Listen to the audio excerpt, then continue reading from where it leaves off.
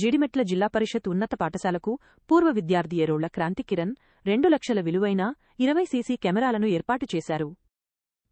విద్యార్థులు ఉపాధ్యాయుల భద్రతతో పాటు పాఠశాల ఆస్తుల పరిరక్షణకు ఇవి ఉపయోగపడనున్నాయి. Medchal ACP Shankar Reddipet Basheerabad CI Vijayavardhan CC కెమెరాలను ప్రారంభించారు. తాను చదువుకున్న పాఠశాలకు క్రాంతి కిరణ్ చేసిన సేవను అధికారులు అభినందించారు.